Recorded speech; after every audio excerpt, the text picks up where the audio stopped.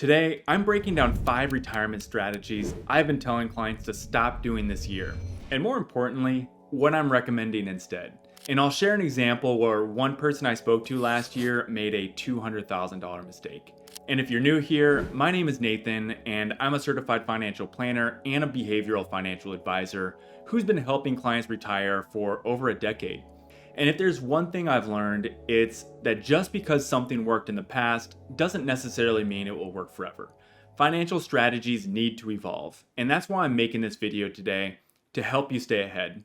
So let's dive in, and it's going to start with that mistake I referenced earlier. So by far, the number one thing I've been telling clients to stop doing in 2025 is stop letting politics dictate your investment decisions. One of the biggest mistakes I see people making is that they let their investment decisions be based on who's in office. It's easy to feel like a new administration will make or break the market, especially with how divided things are today. But the truth is, the stock market doesn't follow party lines. It just doesn't care. It follows economic fundamentals, innovation, and long-term growth trends. Every election cycle, I hear people say, "I'll wait to invest until the next election," or "the market is doomed under this president." But if you look at history, the market has grown under both Republican and Democratic leadership. So let's look at the data. The S&P 500 has averaged positive returns under nearly every president over the past century. Since 1933, the stock market has had an average annual return of about 10%, regardless of which party was in power. Investors who sat out due to political fears have often missed out on major bull markets. The problem? Letting politics drive your investing habits, which can lead to costly mistakes. Selling out of fear means locking in losses, missing the recovery, and throwing your long-term strategy off course, which is exactly what one person did early 2024. He was so tired of hearing Biden doing this or doing that, and he felt convinced that the market would fall apart. So he tried to time the market by going to all cash. He was about to retire and thought he was being smart. But his $1 million portfolio made $40,000 last year instead of $250,000. So here's the thing. He was right to start thinking about his risk as he got closer to retirement. And he probably should have been in a different allocation than all stocks to begin with. But he let emotion dictate his entire portfolio.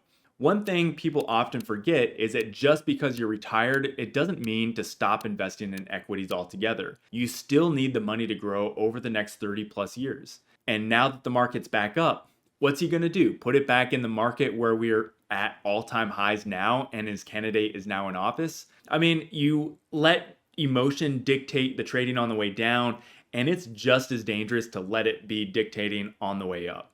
So here's what to do instead. Stick to a long-term plan. Market cycles and political cycles are not the same thing.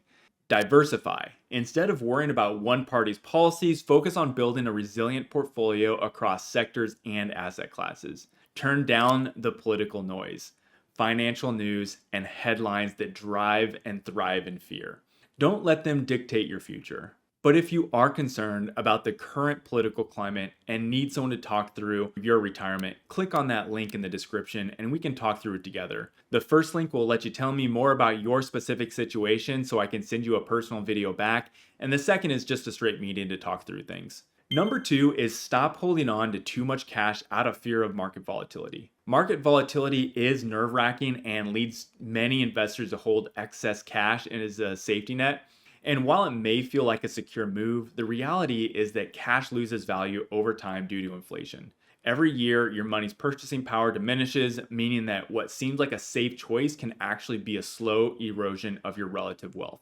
While having cash for emergencies and short-term needs is essential, parking too much money on the sidelines comes at a cost. You miss out on long-term growth potential of your investments. Historically, the stock market has rewarded those who stayed invested, as we spoke about earlier, even through periods of uncertainty. As we saw in the previous example, volatility is not a flaw in the market. It's the price we pay for long-term performance and higher returns. Here's what to do instead. Rather than letting fear dictate your strategy, aim for a balanced approach. Keep enough cash in emergencies, typically 3 to 6 months worth of living expenses, but make sure your long-term money is working for you. If you're nearing retirement, consider a bond ladder, which provides predictable income by staggering bond maturities over the next several years. This strategy helps cover short and midterm expenses while allowing your other investments to continue to grow. By taking a structured approach, you can protect yourself from short-term market swings without sacrificing that long-term financial security.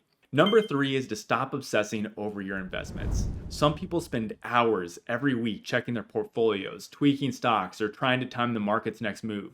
But here's a reality check. Even if you manage to beat the stock market, and let's say you made an extra $5,000 this year, how much time did you spend doing it? If you put in 15 hours a week, that's about 780 hours a year, meaning your efforts earned you roughly $6 an hour. That is not exactly a great return on your time. Beyond the wasted effort, constantly monitoring investments, and that often leads to emotional decision making, panic selling when the market drops, or chasing speculative returns when it returns. But successful investing isn't about making frequent trades. It's about staying disciplined and letting time do the heavy lifting. So here's what to do instead. Focus on things that actually grow your wealth in meaningful ways. Instead of micromanaging your portfolio, invest in yourself. Develop a high-value skill, aim for a promotion, or start a side business. Long-term passive investing with a solid strategy beats reactionary trading.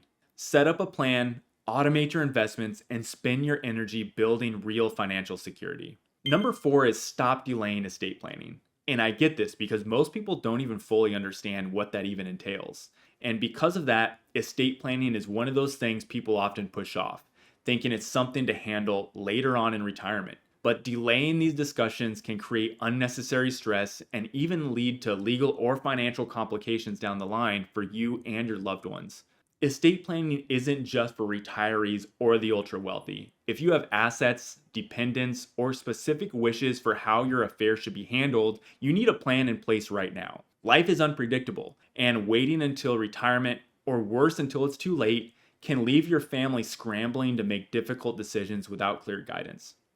A well-structured estate plan does more than dictate who gets what. It ensures your healthcare preferences are honored, designates guardians for children or dependents, and provides clarity on financial matters. It can also help minimize taxes and avoid lengthy probate battles, ensuring a smooth transition for you and your loved ones. So here's what to do this year. Just start. No matter your age or financial situation, having essential documents such as a will, power of attorney, and healthcare directive can provide a peace of mind. If you're further along in your financial journey, consider working with an estate planning attorney to establish trusts, beneficiary designations, and strategies to protect your assets. Estate planning isn't a one-time event. You need to review and update your plan periodically as your circumstances change. The sooner you take action, the better positioned you'll be to protect your legacy and ensure your wishes are carried out exactly as you intend. And that's something I actually help people do. I'm not writing wills or trusts since I'm not an attorney, but I am helping people figure out how they want things to look so by the time they reach their attorney's office, they are confident in knowing what they need to do. So number 5 is my new mantra, and especially for 2025. It's stop waiting until retirement to enjoy your life. Too many people put their dreams on hold, waiting for that perfect moment in retirement to finally travel, explore hobbies, or spend more time with loved ones. But what if that day never comes? And what if it never comes the way you envisioned? What if your health isn't what you expected? Or what if you simply just run out of time? The traditional mindset, work tirelessly now so you can enjoy life later, is flawed. Life is unpredictable, and pushing off joy for a distant future comes with risks. I often remind my clients, start now. Take that trip, learn that skill, spend quality time with family and friends while you have the energy and the ability to fully enjoy it. The worst case scenario, you might need to work a little bit longer. The best case, you've lived a richer, more fulfilling life along the way. And I hope you've enjoyed the 5 things I've told clients to stop doing this year. And if you're looking to further optimize your retirement plan, I created a complimentary retirement questionnaire where once you fill it out, I'll send you a free personalized video giving you actionable steps to further optimize your retirement. Just click on that link below to fill it out. And of course, if you've watched all the way through, I appreciate you watching this video, and I'll see you in the next one.